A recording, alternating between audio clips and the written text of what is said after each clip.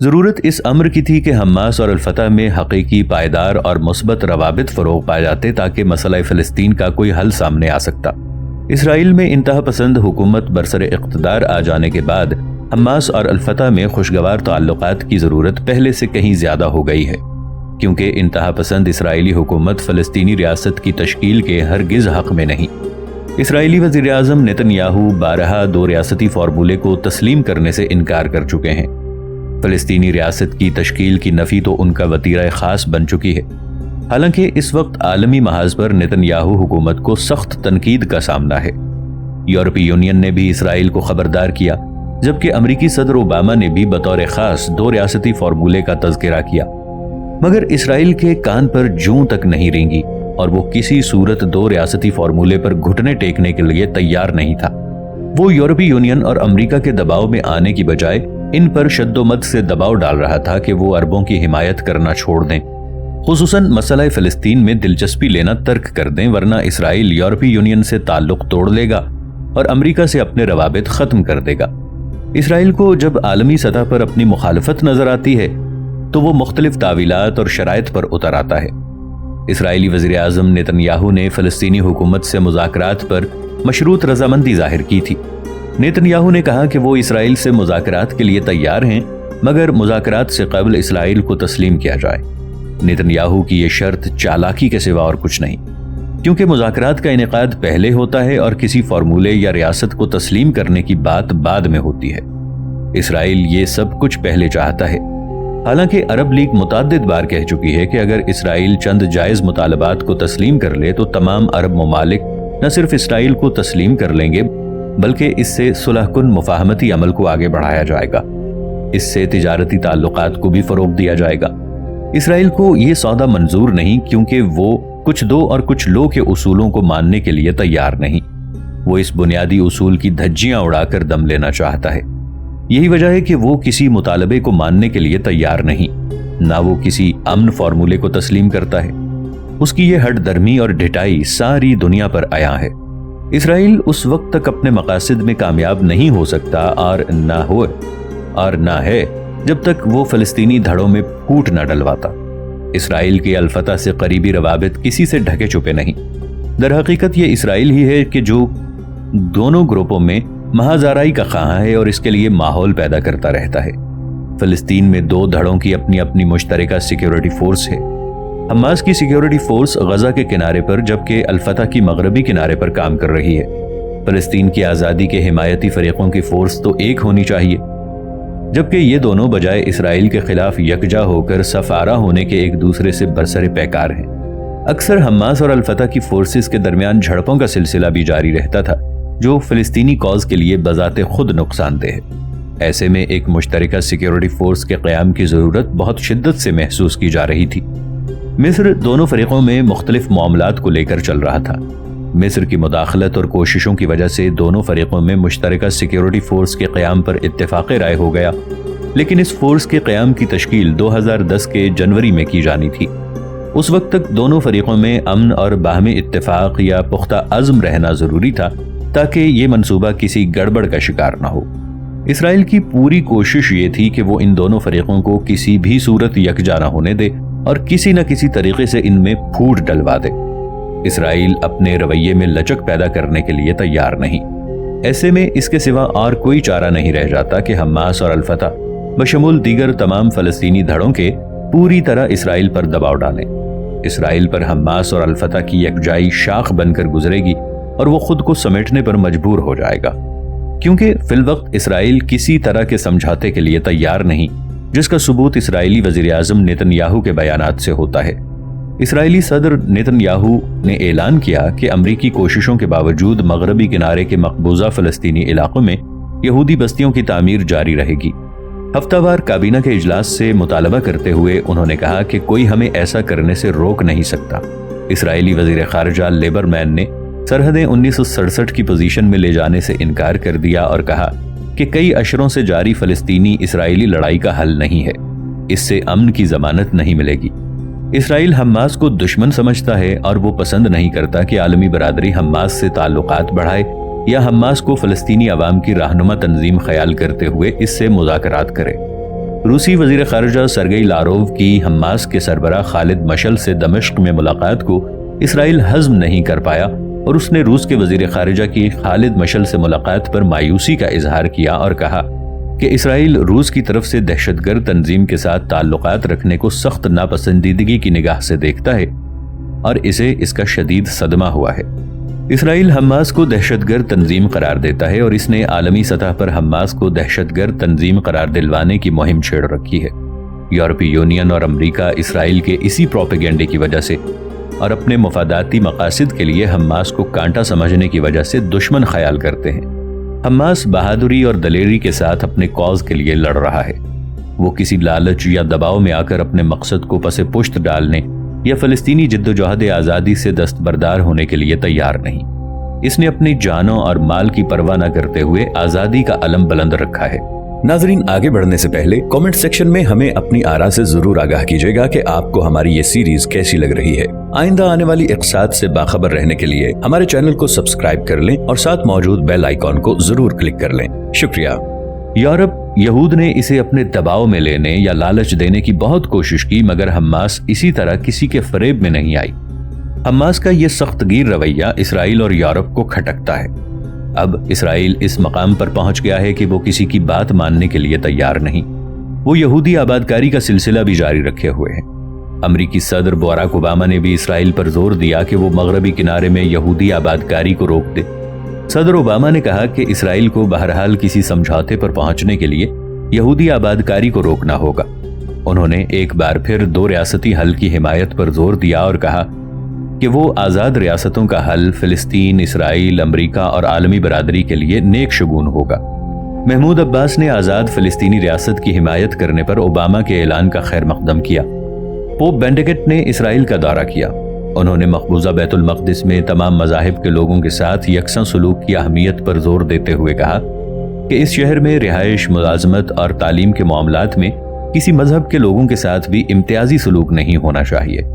اس دورے میں پوپ نے فلسطینیوں کی آزاد خود مختار ریاست کی حمایت کرتے ہوئے عالمی برادری پر زور دیا کہ وہ مشرق وسطیٰ کے دیرینہ مسئلے کے حل کے لیے آگے بڑھیں۔ انہوں نے کہا کہ فلسطین کو اپنے آباء و اجداد کی زمین پر آزاد ریاست کے قیام کا اختیار ہے، جس کی بین الاقوامی سرحدیں ہونی چاہیے۔ فلسطینیوں اور یہودیوں کا نام لیے بغیر انہوں نے کہا کہ دونوں کو ماضی کی تلخیاں بھلا کر مفاہمت کی پالیسی اپنانی چاہیے۔ مشرق وسطیٰ کا مسئلہ اس وقت عالمی سطح پر زیر بحث ہے۔ ایسے میں فلسطین کے دونوں گروپوں کے درمیان مفاہمت بے حد ضروری ہے۔ فلسطین کے ان دونوں دھڑوں میں جون 2006 میں حماس کے غزہ کا زبردستی کنٹرول حاصل کرنے کے بعد شدید مخالفت پائی جاتی ہے۔ فلسطینی صدر محمود عباس نے غزہ پر حماس کے قبضے کو بغاوت قرار دیتے ہوئے حماس کے اتحادیوں کی کابینہ کو معطل کر دیا تھا اور اسرائیل سے پینگیں بڑھانا شروع کر دی تھیں۔ فلسطین کے ان دونوں دھڑوں کے اختلافات روز بروز بڑھتے چلے گئے۔ اس صورتحال کو دیکھتے ہوئے عرب ممالک نے ثالث کا کردار ادا کرنا ضروری سمجھا۔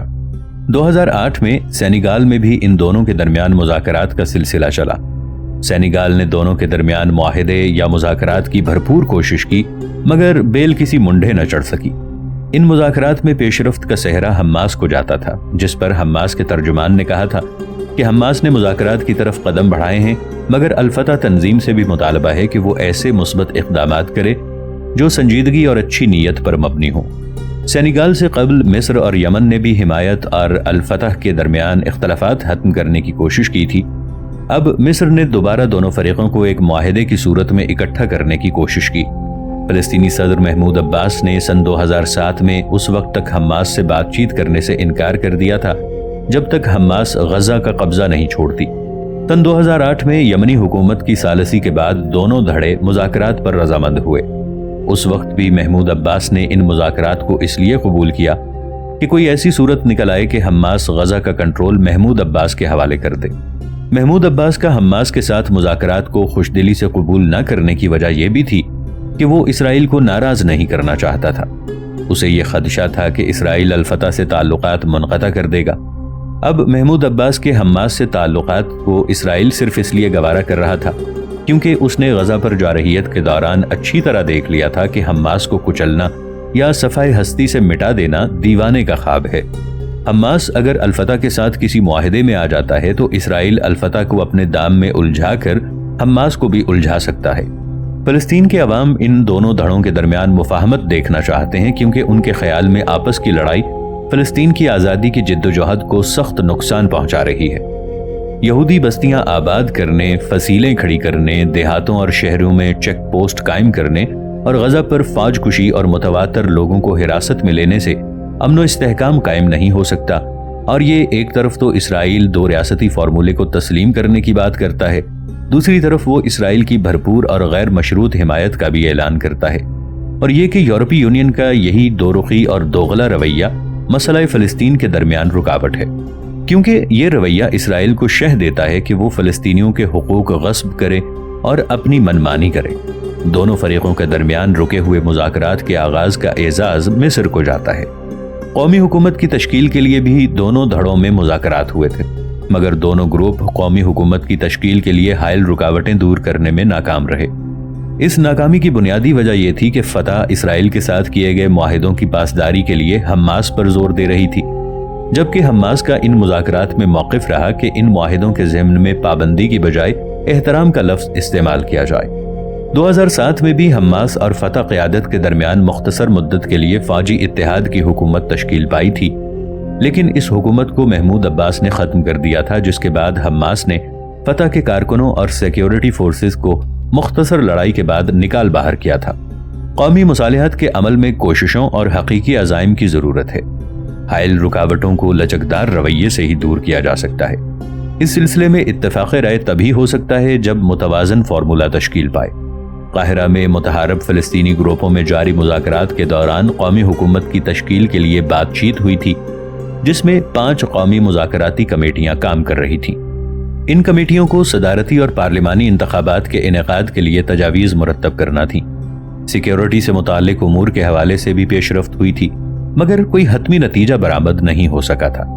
اب مصر کی سرکردگی میں کم از کم دونوں گروپ مشترکہ سیکیورٹی فورس کے قیام پر تو رضامند ہو گئے۔ اس کامیابی کے لیے روس کے کردار کو نظر انداز نہیں کیا جا سکتا، کیونکہ روس نے دونوں دھڑوں میں باہمی اتفاق رائے کے لیے دونوں کو ایک نقطے پر لانے کی کوشش کی۔ روس کے وزیر خارجہ سرگئی لاروف نے تو دمشق میں حماس کے رہنما خالد مشعل سے خاص طور پر علیحدگی میں ملاقات کی۔ بعد میں روسی وزیر خارجہ سرگئی لاروف نے اپنے بیان میں حماس اور الفتح کے درمیان مصالحت کی خواہش کا اظہار کیا اور کہا کہ روس کو توقع ہے کہ فلسطین کے یہ دونوں دھڑے حماس اور الفتح آپس کے اختلافات کو بھلا کر امن کے راستے پر مل کر چلیں گے اور فلسطین کی آزادی کے حقیقی نمائندے بن کر سامنے آئیں گے۔ حماس اور الفتح کا مشترکہ سیکیورٹی فورس پر رضامند ہونا بہت سے ممالک کو ایک آنکھ نہیں بھایا، کیونکہ وہ اچھی طرح جانتے ہیں کہ یہاں تو ایک منظم تنظیم کو سنبھالنا مشکل ہے۔ کجا دو تنظیمیں مشترکہ کاز کے لیے صف آرا ہو جائیں تو یہود کو پسپائی اور شکست و ہزیمت کا سامنا کرنا پڑے گا۔ اسرائیل نہ صرف ارض مقدس پر زبردستی قبضہ جما رکھا ہے، بلکہ اس نے فلسطینی شہریوں پر ظلم و ستم کے جو پہاڑ توڑے ہیں انہیں جنگی جرائم اور انسانی سوز مظالم میں ہی شمار کیا جا سکتا ہے۔ حالیہ غزہ کارروائی میں اسرائیل کو جنگی جرائم کا مرتکب ٹھہرایا جا رہا ہے، جس سے اسرائیل بڑی ڈٹھائی سے انکار کر رہا ہے۔ اسرائیل کے جنگی جرائم کے خلاف تحقیقات کے لیے عالمی سطح پر زور و شور سے مطالبہ کیا جا رہا ہے۔ اسرائیل نے اس مطالبے کو ٹالنے کی بہت کوشش کی، مگر اس پر دباؤ بڑھتا جا رہا ہے۔ جنگی جرائم کی تحقیقات کے لیے اقوام متحدہ کی ایک ٹیم رچرڈ گولڈ سٹون کی قیادت میں غزہ جا پہنچی، جسے کہ اسرائیل کسی صورت ہضم نہیں کر پایا، اور اس کا رد عمل ٹیم کے ساتھ عدم تعاون کی صورت میں سامنے آیا۔ اسرائیلی حکومت نے عالمی ادارے کی بار بار درخواست کے باوجود اقوام متحدہ کے 4 رکنی وفد کو ویزے جاری نہیں کیے، جس کی وجہ سے ٹیم کو مصر کے راستے غزہ آنا پڑا۔ اقوام متحدہ پر دباؤ تھا کہ وہ اسرائیل پر لگائے گئے جنگی جرائم کے الزامات کی تحقیق کرے، جس پر اقوام متحدہ کو یہ قدم اٹھانا پڑا، ورنہ اقوام متحدہ خود ایسا ادارہ بن چکا ہے جس پر چند عالمی طاقتوں کی اجارہ داری ہے۔ اقوام متحدہ نے اس ٹیم کو یہ معلوم کرنے بھیجا کہ وہ معلوم کرے کہ اسرائیل کی جانب سے غزہ میں 3 ہفتے تک جاری رہنے والی فوجی کارروائی میں اسرائیل اور حماس جنگی جرائم کے مرتکب ہوئے تھے یا نہیں۔ اسرائیل کو اقوام متحدہ کی یہ کارروائی کس قدر گراں گزری، اس کا اندازہ اس بات سے لگایا جا سکتا ہے کہ اسرائیل کا رویہ انتہائی عدم تعاون پر مبنی تھا۔ اسرائیل اقوام متحدہ کی اس شاخ پر جانبداری کا الزام عائد کرتا رہا جو جنگی جرائم کی تحقیق کرنے آئی تھی۔ اقوام متحدہ کی حقوق انسانی کونسل کے بارے میں عام تاثر یہ ہے کہ وہ باقی عالمی تنظیم کے باقی ذیلی اداروں کے مقابلے میں کم قابل اعتبار ہے۔ اسرائیل کو اس ذیلی ادارے کے بارے میں تشویش میں اس لیے مبتلا نہیں ہونا چاہیے تھا کیونکہ یہ ذیلی ادارے اسرائیل کے دوست اور اتحادی ملکوں کے مہرے ہیں جنہیں وہ جس طرف چاہے دھکیل سکتا تھا۔ حقوق انسانی کے فورم اور مخیر اداروں کو مسلمان ممالک اور عوام کے ساتھ ہونے والی چیرہ دستیوں سے کوئی غرض نہیں۔ انہیں مسلمان ممالک کے ساتھ ہونے والی زیادتیاں نظر نہیں آتی، بلکہ وہ مسلمان ممالک کے صدور اور شخصیات کو نشانہ بنانے اور انہیں کٹہرے میں کھڑا کرنے کے لیے تیار رہتا ہے، جیسا کہ سوڈان کے صدر عمر البشیر، جن کو ہدف بنائے جانے پر تمام عالمی دنیا سراپا احتجاج بنی ہوئی ہے۔ اب اگر کسی کو اسرائیل کے جرائم نظر آنے لگ پڑے ہیں اور اس نے اسرائیل کے خلاف تحقیقات کا فیصلہ ہی کر لیا ہے، بلکہ ابھی تو صرف تحقیقات کے فیصلے کا ابتدائی دور ہے، ہو سکتا ہے کہ یہ بھی ایک رسمی کارروائی ہو اور یہ اسرائیل کو مبینہ جنگی جرائم سے بری قرار دینے کے لیے ہو، لیکن بظاہر یہ اسرائیل کے خلاف ایک ایسا اقدام ہے جو اسے بری طرح کھٹک رہا تھا، اس لیے وہ اس ٹیم پر مختلف الزامات رکھ رہا تھا۔ اسرائیلی وزیر خارجہ کے ترجمان یگل پارمور کا کہنا ہے کہ یہ ٹریبیونل جانبدار ہے، اسے خاص ہدایت کی گئی ہے کہ اسرائیل کو مورد الزام ٹھہرایا جائے، لہٰذا وہ ایسی کسی کوشش کے ساتھ تعاون نہیں کریں گے۔ اسرائیل اگر خود کو جنگی جرائم سے بالاتر سمجھتا ہے یا اس کا خیال ہے کہ وہ کسی جنگی جرم کا مرتکب نہیں، تو اسے انصاف کے کٹہرے سے ڈرنے کی بجائے خود کو کھلے دل اور وسیع النظری سے تحقیقات کے لیے پیش کر دینا چاہیے تھا۔ اب وہ ان تحقیقات سے بچنے کے لیے اس ادارے پر جانبداری کا الزام لگا رہا تھا، بلکہ دھڑلے سے واشگاف الفاظ میں کہہ رہا تھا کہ وہ اس لیے اس ٹیم کے ساتھ تعاون نہیں کر رہا کیونکہ وہ جانتا ہے کہ اسے لازماً مجرم ٹھہرا دیا جائے گا۔ اقوام متحدہ کی ٹیم کی کوشش تھی کہ وہ اس معاملے کی تحقیقات کے لیے تمام فریقین سے ملے، جن میں غیر سرکاری تنظیمیں، اقوام متحدہ کے ادارے، عینی شاہدین اور بین الاقوامی انسانی قوانین کی خلاف ورزی سے متاثرہ افراد شامل ہیں۔ وفد کے سربراہ گولڈ سٹون کو امید تھی کہ انہیں جنوبی اسرائیل میں داخلے کی اجازت دے دی جائے گی، جبکہ اسرائیل نے اس پر رضامندی ظاہر نہیں کی۔ اس ٹیم کی تحقیقات کا دائرہ ابتدا میں صرف اسرائیل کی حد تک محدود تھا، مگر اسرائیل نے واویلا کر کے حماس کو بھی اس میں شامل کر لیا، کیونکہ اسرائیل محض اپنے خلاف الزامات کی تحقیقات کی ذمہ داری ٹیم کو دینے پر سخت نالاں تھا۔ اسرائیل کی اس چیخ پکار اور مگرمچھ کے آنسوؤں کی وجہ سے اس ٹیم کے تحقیقاتی دائرہ کار میں فلسطینی مجاہدین کی سرگرمیوں کو بھی شامل کر دیا گیا۔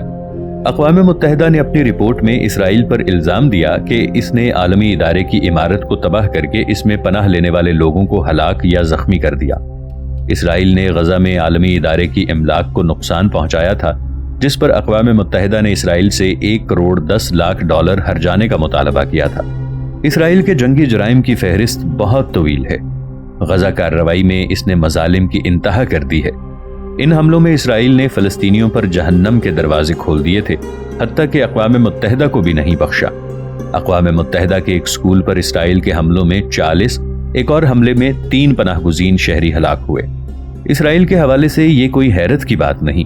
1982 میں اسرائیل کے لبنان پر حملے میں خواتین اور بچوں کے بشمول تقریباً 17,500 شہریوں کی ہلاکت، صابرہ شتیلہ کے قتل عام میں 1769 فلسطینی شہریوں کی ہلاکت، 1996 کے قتل عام میں 106 لبنانی پناہ گزین شہریوں کی موت جن میں نصف سے زائد بچے تھے، سن 2006 میں مردیحان کے پناہ گزینوں کا قتل عام جنہیں اسرائیلیوں نے گھروں سے بے گھر کیا اور پھر اسرائیلی ہیلی کاپٹر کریو نے انہیں موت کے گھاٹ اتار دیا، سن 2006 میں ہی بمباری اور لبنان پر حملے، سن 2000 کی موت جو سب عام شہری تھے۔ یہ مختصر سے واقعات کیا یہ یاد دلانے کے لیے کافی نہیں کہ اسرائیل کے جنگی جرائم پر حیرت کیوں کر؟ اسرائیل نے عام شہریوں کو بچانے کے لیے کبھی کوشش نہیں کی، لیکن وہ اس کے دعوے ضرور کرتا رہا۔ غزہ قتل عام سے چند گھنٹے قبل اسرائیلی سفیر نے کہا کہ وہ عام شہریوں کو ہلاکت سے بچانے کی پوری کوشش کریں گے، لیکن یہ صرف ایک بیان تھا۔ اسرائیل کا عمل اس کے برعکس تھا۔ اسرائیل نے جان بوجھ کر شہریوں کو ہلاک کرنے کی کوشش کی تاکہ فلسطینی نسل کا صفایا کیا جا سکے۔ اسرائیل کے تمام تر مظالم جنگی جرائم کی فہرست میں ہی آتے ہیں۔ یہ سفاکانہ کارروائیاں انسانیت کے دامن پر بہت بڑا دھبا ہیں۔ اسرائیل اپنے جنگی جرائم پر پردہ ڈالنے کے لیے دعوے دار ہے کہ وہ بین الاقوامی دہشت گردی کے خلاف جنگ کر رہا ہے۔ اسرائیل فلسطینیوں پر مظالم کے لیے خود انہی پر الزام دھرنے کی گھٹیا روش میں بھی مبتلا ہے۔ اسرائیل کا کہنا ہے کہ ہم نے قتل عام نہیں کیا بلکہ ظلم تو ہم پر ہو رہا ہے۔ فلسطینیوں نے اپنے پناہ گزینوں کو خود مارا ہے۔ انہوں نے قبرستانوں سے لاشیں نکالیں اور ان کو لا کر ملبوں میں ڈال دیا۔